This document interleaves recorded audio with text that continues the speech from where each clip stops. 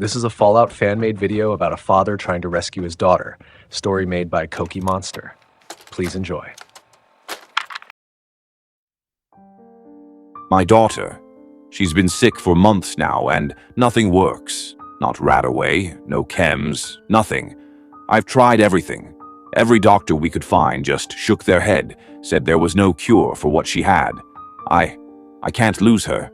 I already lost her mother, I won't lose her. That's when I heard about Medford Memorial Hospital. Some guy passing through Diamond City mentioned there might be a hidden lab with a cure inside. It sounded like a long shot, but when you're desperate, you take any chance you get. I wasn't going to go alone. I asked two of my closest friends to come with me.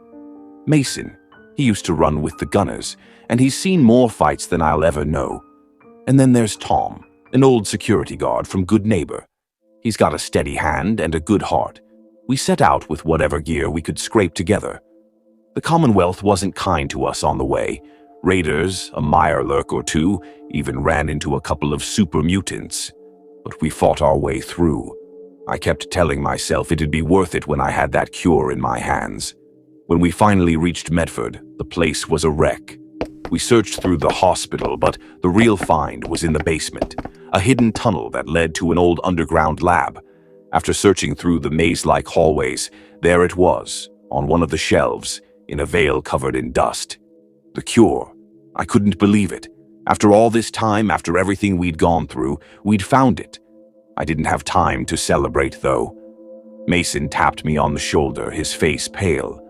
"We've got company," he whispered. That's when I saw them. Death claws. 3 of them, further down the tunnel, sniffing around like they were tracking us. Just one could destroy an entire settlement. We didn't expect to see any here. They hadn't seen us yet, but it was only a matter of time.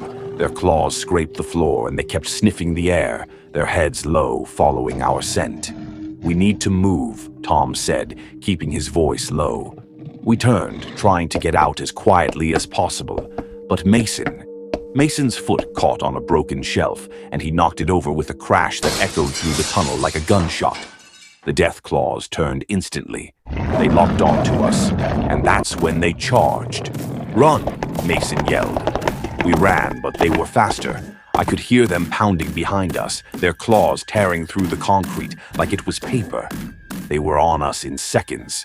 Mason didn't make it far. One of the death claws caught him and tossed him like a rag doll. Tom and I kept running, but they were closing in fast.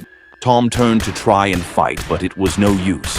One of them grabbed him and, God, I don't even want to think about what happened next. It was just me.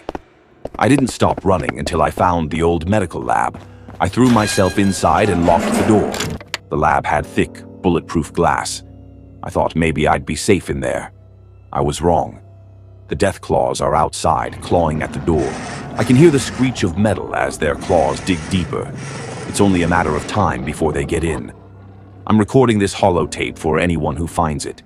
My daughter, she's still sick. I have the cure here with me, but I don't think I'm going to make it out of here alive. Please, if you're listening to this, take the cure to her. Her name is Emily. She's all I have left. Tell her I'm sorry. Tell her I tried. End of message.